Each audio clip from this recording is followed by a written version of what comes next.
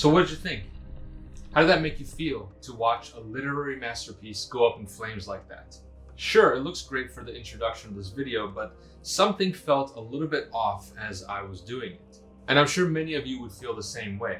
Now, imagine a society in which burning books is commonplace. In fact, any book that could make you think or feel or have any motivation to do anything outside of your happy life would be confiscated and burned.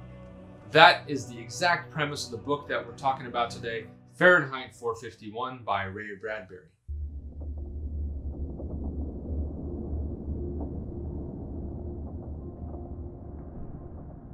This is considered a classic sci-fi at this point, and in 1951, where Ray Bradbury wrote this, he did an incredible job of predicting some of the things that we would see in our future right now.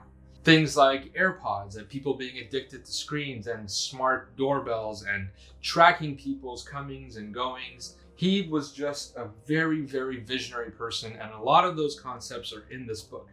The version of the book that I have is the 60th anniversary version, and there's a very good introduction by Neil Gaiman here where he describes this book as a speculative fiction, which means what happens if things go on the way they do? What happens if we start censoring more and losing our freedoms bit by bit?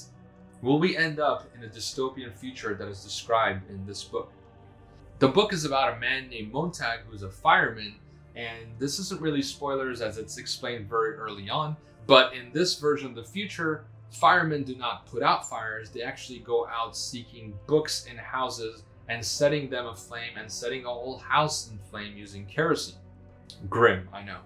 Well, Montag has a few experiences and starts associating with a couple of people who tell him things that are different than what he's accustomed to, and his mind starts to slowly change about society as a whole, and also about his own actions. And Ray Bradbury does an amazing job of putting you into the mind of that character and showing you the chaoticness of thoughts and him learning new things here and there that conflict with everything that he's known in the past, and how he starts to really piece together and realize that perhaps there's something going on that's not correct. And of course, those thoughts start affecting his actions and his life as a whole, and the story continues on and is just great all the way to the end.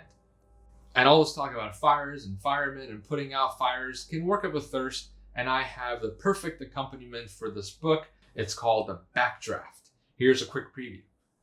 And then we're gonna grab some cinnamon and sprinkle it on here.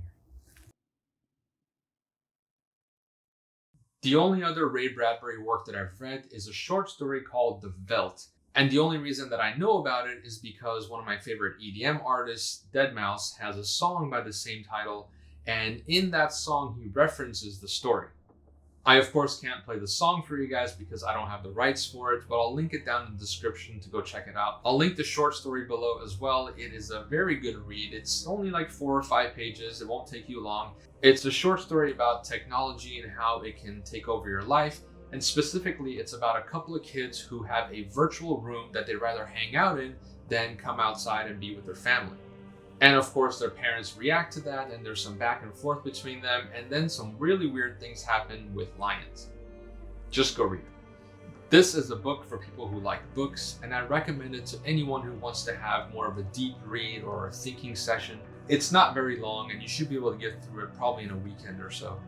All right, for our drink, I think we're gonna head outside because there's some pyrotechnics involved, and well, I don't feel like burning our house down. Let's go. All right, welcome outside. As you can see, it's nighttime, and I chose this so that we can see the flames and the fireworks just a little bit better.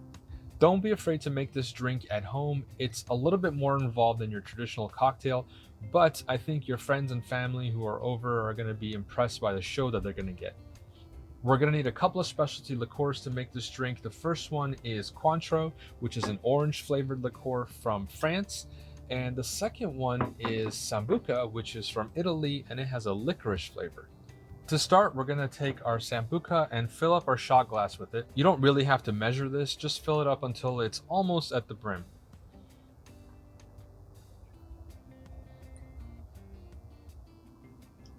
That should be good. And for the Cointreau, you can go for 2 shots. Again, you can eyeball it. We'll call that a couple of shots. And then here's where the fun happens. Get your lighter and we're gonna light this on fire.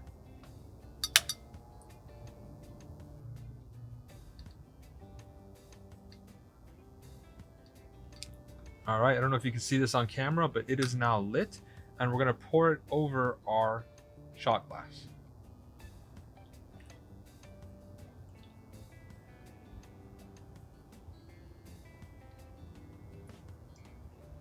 And the whole thing is now on fire.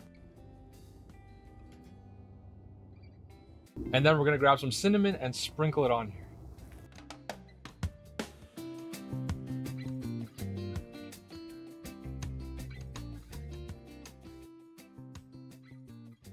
And that gives you the pyrotechnics. From there, we'll go ahead and take our glass and put out the fire, just like this. And the liquid gets sucked inside the drink, thus the backdraft. Now, as you can see, the vapors are still circulating in there. And what we want to do is we want to trap those in there. So we're going to take our glass and slowly lift it up and grab a handful of ice and stick it right in there so that it condenses the vapors, just like that. Now, I don't know if you can see that on camera, but there is vapor in there, and because of the ice, it is condensing. So from there, what you can do is take your straw and essentially inhale this. Just like that.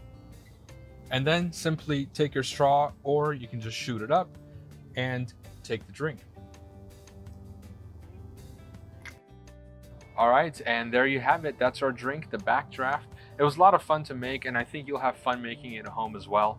And our book, by the way, I know looks pretty tore up here, and the pages are relatively burned up in the front, but once you get to the meat of the text, it's still relatively intact and readable. Although I am going to go to the bookstore and get a new copy for myself. Until next time, stay safe, have some good cocktails, and we'll talk soon. Cheers.